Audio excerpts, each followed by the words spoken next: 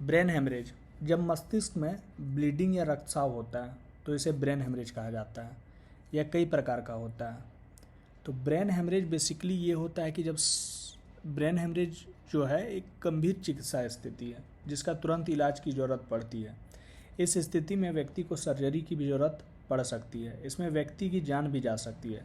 इसमें ब्रेन के अंदर रक्तस्राव होने लगता है, मतलब खून बहने लगता है। ब्रेन हेमरेज तब होता है जब सिर के अंदर का नस फटने की वजह से खून बहने लगता है। इस स्थिति को मेडिकल टर्म में इंट्राक्रोनियल हेमरेज भी कहा जाता है। शरीर का एक हिस्सा सुन्न पड़ना, खाने पीने में कठिनाई होना, आँखों की रोशनी कमज़ोर होना, सिर दर्द होना, इसके लक्षण हो सकते हैं।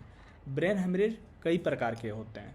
तो आइए जानते हैं हम लोग ब्रेन हेमरेज के कितने प्रकार के होते हैं और कौन कौन सा ब्रेन हेमरेज होता है। तो सबसे पहला है इंट्रासेरेब्रल रक्तस्राव।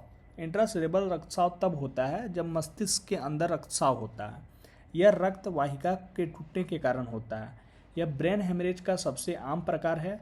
यह स्ट्रोक के साथ हो सकता है। आपको बता दें कि यह मस्तिष्क की कार्यप्रणाली से जुड़ी एक समस्या है। सिर दर्द, जी मचलना, बोलने में कठिनाई, कमजोरी और हाई ब्लड प्रेशर इंट्रासेरेब्रल रक्तस्राव के लक्षण हो सकते हैं। अब हम लोग जानेंगे कि दूसरे प्रकार का ब्रेन हेमरेज क्या होता है और कैसा होता है। तो हम लोग सेकेंड पार्ट में आ गए हैं कि सेकेंड पार्ट में होता है सबराचोनॉइड रक्तस्राव। सबराचोनॉइड रक्तस्राव तब होता है जब मस्तिष्क और ढकने वाले पतले ऊतकों के बीच रक्तस्राव होता है। जब मस्तिष्क में प्रमुख रक्त वाहिका टूटती है तो उसकी वजह से सबराचोनॉइड रक्तस्राव हो सकता है। इस रक्तस्राव में अचानक और तेज सिर दर्द हो सकता है। इतना ही नहीं, सबराचोनॉइड रक्तस्राव की वजह से उल्टी भी आ सकती है, जी भी मचल सकता है। तो ये जो है ब्रेन हेमरेज का सेकेंड पार्ट था। अब हम लोग देखेंगे थर्ड टाइप। ब्रेन हेमरेज का थर्ड टाइप है सबड्यूरल रक्तस्राव।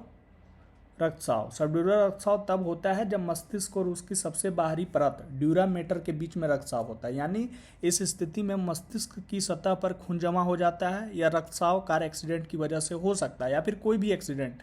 इसके अलावा अधिक उम्र या बुजुर्गों में इस प्रकार का ब्रेन हेमरेज के मामले ज़्यादा देखने को मिलते हैं। जो लोग शराब का अधिक सेवन करते हैं उनमें भी सबड्यूरल रक्तस्राव के मामले अधिक आम हैं।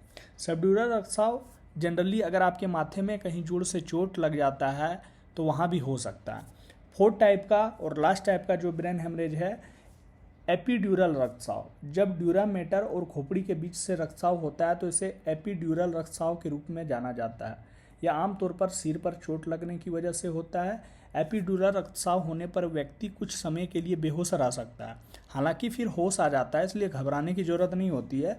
अगर आपको सिर पर चोट लगती है तो इसे नज़रअंदाज ना करें। इस स्थिति में भी डॉक्टर से तुरंत कंसल्ट करें। एपिड्यूरल रक्तस्राव के कुछ मामलों में सर्जरी भी करने की ज़रूरत पड़ सकती है।